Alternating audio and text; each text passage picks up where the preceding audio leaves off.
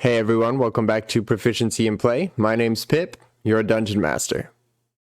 This is the first more wide-angle video that I'm doing that focuses on the biggest rule change that I made so the mechanics of the game better support the narrative. And this is a rule change that mostly alters and tackles the spellcasting rules, but also changes things for every character, casters and marshals alike. And that's called aspects. So I'll tell you a little bit about what the aspects are. So in my game, I made a unique, to me, pantheon of gods, and each aspect takes its values from one of the gods that exist in the world of Eos. But unlike in traditional D&D where you would choose a god to worship, this isn't so much which god are you worshiping or which religion do you fall under. It's more which values do you hold dear and which divine creature best represents those values. And we'll get into that a little more coming up, but it's much more about your expression of what's important to you and not really about which god you worship or anything like that. It also has ongoing impact with how the world around you will interact with you. Even though the idea of aspects is mechanical and intangible, it changes how the world of Eos will interact with the players based on the aspects that they chose at character creation. So why the need for the aspect system? The biggest reason for the aspect system is that the world of Eos exists in an elemental balance narrative. You can think of things like Avatar: The Last Airbender or other sort of Eastern martial art styles where the four primal elements of earth, air, water, and fire, as well as a few other aspects, are really integral and important to my game. And the traditional D&D spells and spellcasting and spell lists don't really support that, where you could have a wizard who's casting fireball and then the very next turn casting fly, and then after that using cone of cold, and after that using invisible, which are all kind of completely different expressions of magic. And in a world where magic comes from the gods and it is split among these elemental aspects, it doesn't make a lot of sense for a wizard or some others to be utilizing several different elements in their kit. So that's the main reason, to get this elemental based story, this elemental narrative backed up in the mechanisms. But the other thing is, I've run a lot of D&D games where the cleric or the paladin or even a warlock who get their magic and their spellcasting from some patron or god that they revere or worship doesn't really integrate that into their character at all. They just kind of play, if they're a paladin, they just kind of play a magic fighter, and where their magic's coming from and the gods of D&D don't really matter that much. And that really works for some games. In fact, I prefer it in many of my D&D games. But this is a particular game where I wanted the gods to be important, and the aspect system really will lean into that. The other thing it does is it specializes the players. Now, there's two schools of thought on this. One is that more flexibility and more freedom means more player expression. You can make a character that really, in a fine-tuned way, represents what you want to represent. You can really make them what you want to be.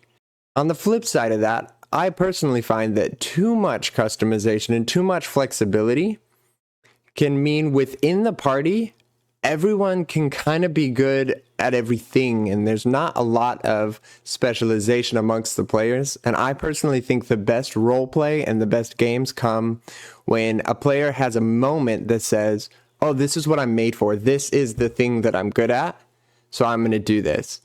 And so this new aspect system specializes the players more rather than being very flexible. It kind of pushes them towards one direction so they can really shine when the aspect they've chosen really fits the situation that they're in. All right, with that being said, let's cover what the aspects are individually and what each of them are good at. Again, this is a decision that my characters made, that my players made in a session 0 in character creation. So along with choosing their species and their class and their background and all of that, they also chose an aspect, and I designed these for them, so it was completely up to them what they wanted to choose. All I did was ask that they understand what they meant and kind of play their character in a way that expresses what these aspects express. All right, with all that out of the way, let's start with the very first aspect, and this is based on the deity Egos.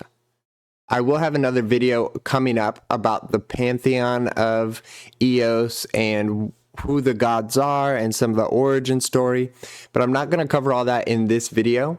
Just know that Egos is the god that covers this aspect of the mind. And this aspect of the mind is like philosophical knowledge and identity and science and all of that.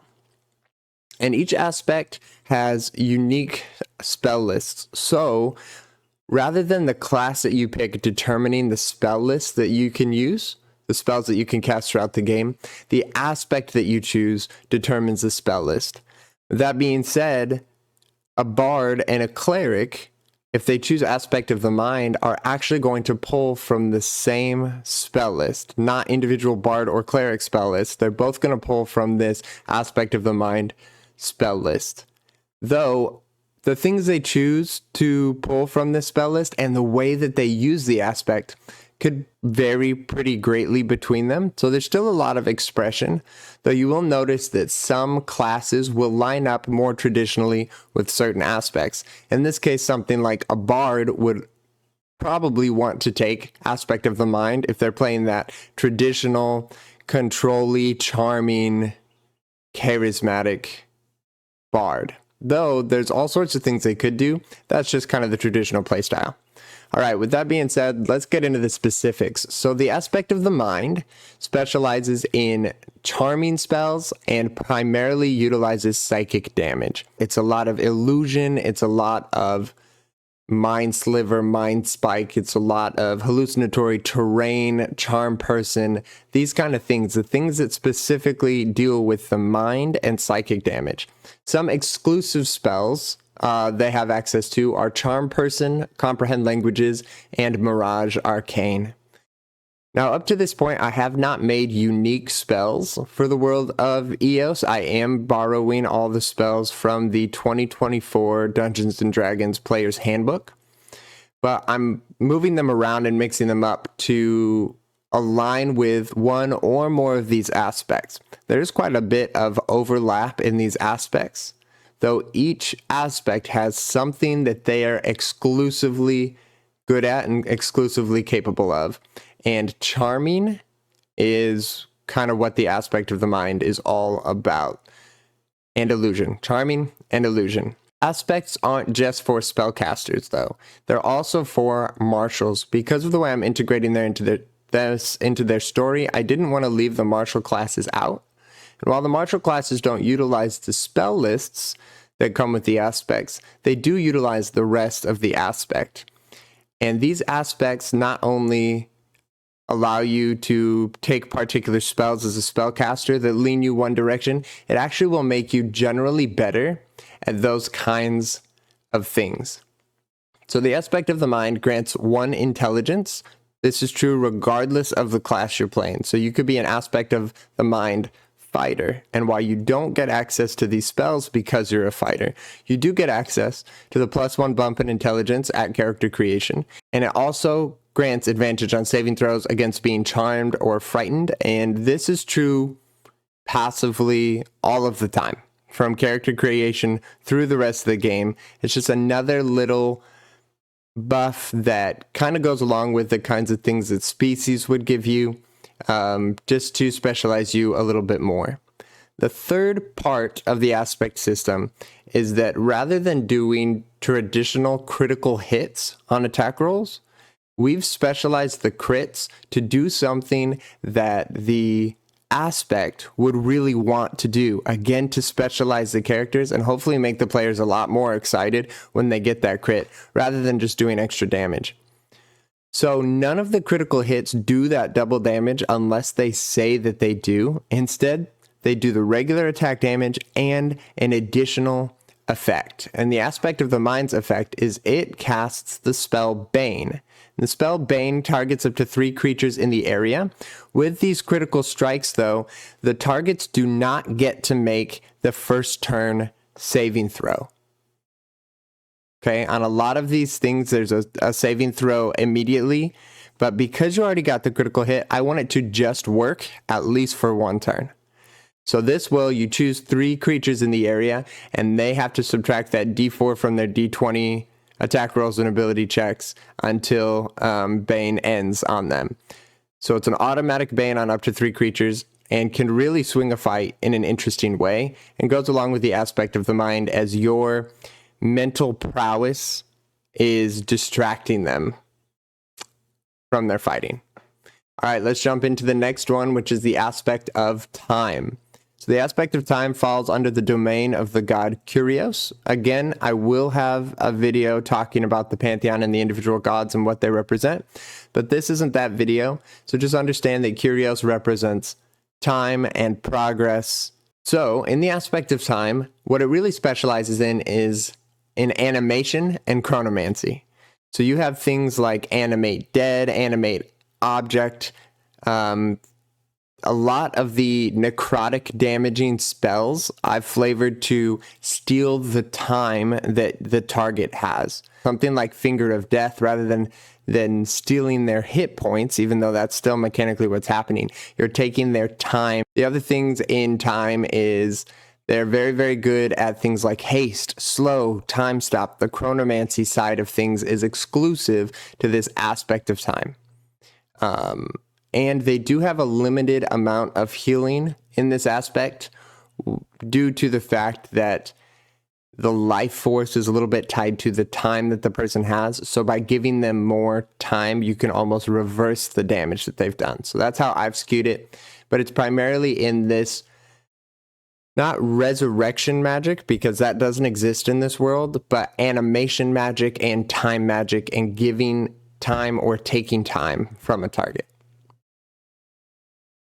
What it does for everyone is it grants +1 dexterity and advantage on initiative. Those who are good at utilizing time will be quick, and I think this advantage on initiative is a really cool way to show that. On their critical strike, on an attack roll, they just get an immediate extra turn in combat. So when this turn finishes, they get an entire new action, bonus action, movement speed, reaction. Though once per turn abilities like a rogue sneak attack will not trigger again on this additional turn. But it's a really powerful thing that can allow them to be really quick and dexterous and move a lot in combat. Next up, we have the aspect of the weird. And this falls under the cosmos. Now, the only aspect that's a little bit different in my game is this aspect of the weird. And rather than taking its fingerprints, its DNA from a particular divine being, it's almost this primordial energy that exists in the cosmos. And if you've listened to episode 1, it also centers around this meteor that crashed into Eos and the energies that come off of that. It's this idea also that maybe there's something bigger than the gods. Sure, the gods created Eos, but there's a whole realm out there. There's stars, there's space. Maybe there's something bigger. And that desire for something bigger and irreverence for the gods can be shown through this aspect of the weird. Now it specializes in eldritch darkness and reality bending. A lot of the spells that are just kind of strange or aberrant or eldritch, like Lovecraftian in nature, fall under the specialty of the weird here. Things like Hunger of Hadar, Avard's Black Tentacles, even Eldritch Blast, which has been decoupled from the Warlock class. So this would be an aspect that something like a Warlock might be really drawn to. And it really focuses on that just reality bending and Eldritch Darkness style. It also grants +1 charisma to whoever takes this and a flat +1 to every saving throw across the board. And with their critical strike, Acolytes of the Weird will cast Confusion centered on the target. Again, like Bane, because you've already hit that crit, the initial saving throw that the target would get to make is bypassed. It just works, at least for that first turn. And this is just like the confusion spell in the player's handbook. It's a really kind of funny thing where you never really know what's going to happen. And I thought that really followed along with this reality bending aspect of the weird. While these first three aspects are kind of based on abstracted ideas, aspect of the weird, aspect of time, and aspect of the mind, the next four we're going to talk about are the traditional four elements that create matter of air, earth, fire, and water. And we're going to start right here with the aspect of fortitude, which is my take on the aspect of the earth. And this falls under Tehran. Tehran is the god of protection, of foundation, of conservation of the earth. Think of kind of a big, strong Mother Nature kind of character. And what the aspect of fortitude gives the player is specialties in buffing and protection primarily. And it also has a ability to utilize plants and earth primarily to defend and protect other creatures. Some of their exclusive spells deal with things like temporary hit points, such as the spell Aid, Stone Skin, and Shield of Faith, things that increase armor class, things that increase hit points. This is really the buffer and protector of the group. Going along with that, it'll grant you a +1 to your constitution, so you're sturdier, and a very important +1 to your armor class right from the get-go. The aspect of fortitude is amazing for martials, something like a paladin or even just a fighter who wants to be up close and personal and be a good protector of the people around them. With the crit of the aspect of fortitude, this crit will taunt all enemies within 30 feet, giving them disadvantage if they want to make an attack roll that's against one of your allies. So effectively, it pulls all of the enemies in towards you to make attack rolls on you. But that's a good thing because with the Constitution buff and the armor class buff, you're almost certainly going to be the tankiest of your party. So it's really good to taunt all the enemies on the tank, protecting the squishier spellcasters or DPSers in the back. Next up, we have the aspect of power, and this is my take on the aspect of the element fire. It falls under the goddess Neris, who represents aggression and violence and strength, and the element of fire. The aspect of power is one of the more simple aspects, but one of the most powerful aspects, because it specializes in just pure, obliterating offensive power. And almost exclusively will utilize fire damage. Some spells that are exclusive to the aspect of power are the tried and true Fireball, things like Dominate Monster and Firestorm. Just big, brutal DPS, fireball slinging mayhem.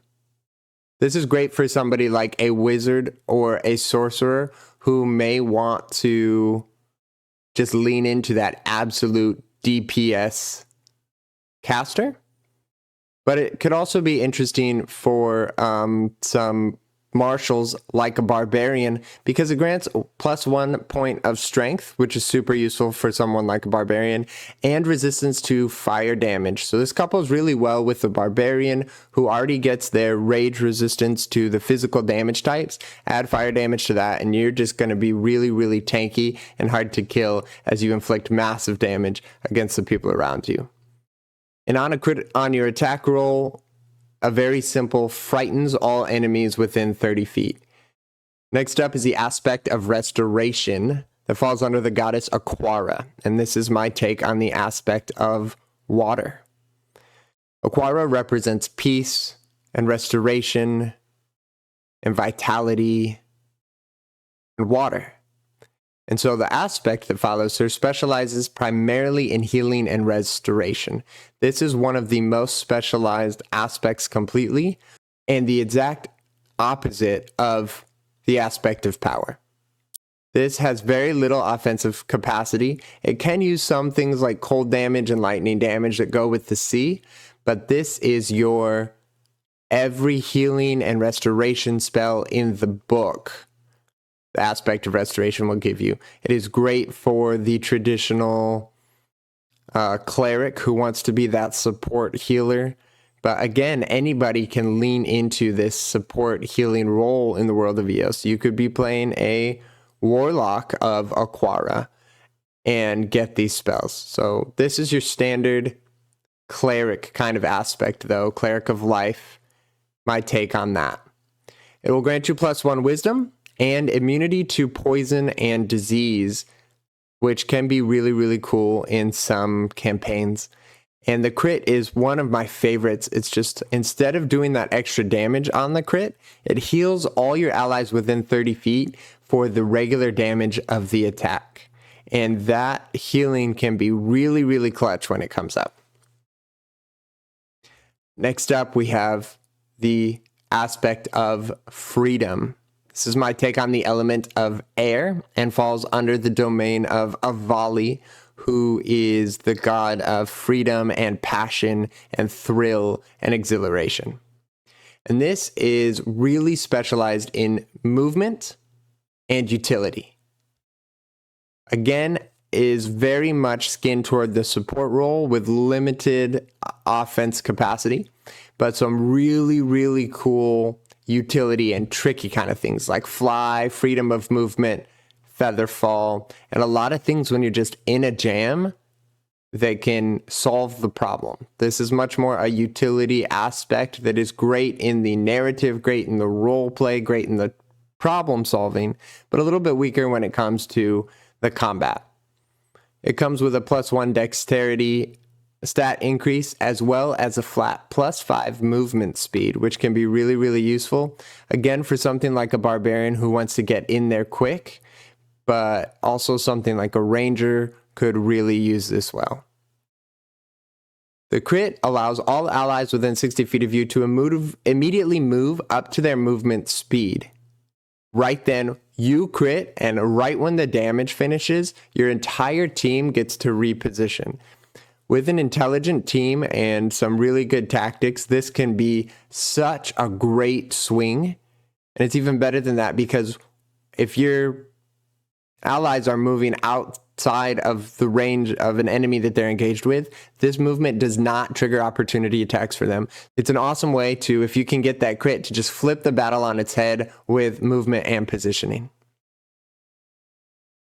Now that we've talked about the 3 more abstracted concepts of the mind, time, and the weird based on the cosmos, as well as the 4 foundational aspects of the world of EOS, those being represented through fire, earth, water, and air, we're going to go on to the very last aspect. This is the aspect of self, where you don't put stock in the gods at all. And you realize that your strength comes from your training and your capacity and your energy. This specializes in individual strength and arcane energies. I say arcane energies because, for example, Neris, the goddess of the fire aspect, has complete dominance over the element of fire. So if you're not following her, you're not going to be able to use fire. So this aspect of self leans into the more intellectual arcane energies idea. Things like magic missile, things like force cage, things like magic circle, the more studied and almost man-made feeling kind of magic that traditional wizards would use. Again, this is an awesome place for a wizard to go because it grants that +10 maximum hit points, which it doesn't scale, but right at the beginning of the game, this more than doubles a level 1 wizard's hit points, which can be huge for those early levels so you don't accidentally trip over a branch and kill yourself from the fall. It also grants 2 additional skill proficiencies, which can be really useful for something like a rogue who wants to just be that jack of all trades, really skilled player. The crit, this one is just Very vanilla, but very powerful. This doubles the total damage of the attack, so double dice rolled and double your modifier. Can be really, really strong, and sometimes you just need that damage. If you can just kill the enemy, none of the other stuff matters. Thanks for tuning in to this aspect video where I covered the biggest rule change and biggest system I added to the Dungeons & Dragons rules to better support the narrative that I am trying to tell. Thanks so much for tuning in, and be on the lookout for upcoming videos on this channel. So make sure to like this video and subscribe so you don't miss any, including soon to be released the upcoming video on the completely homebrewed apothecary class that one of the players is playing. Until next time, take it easy.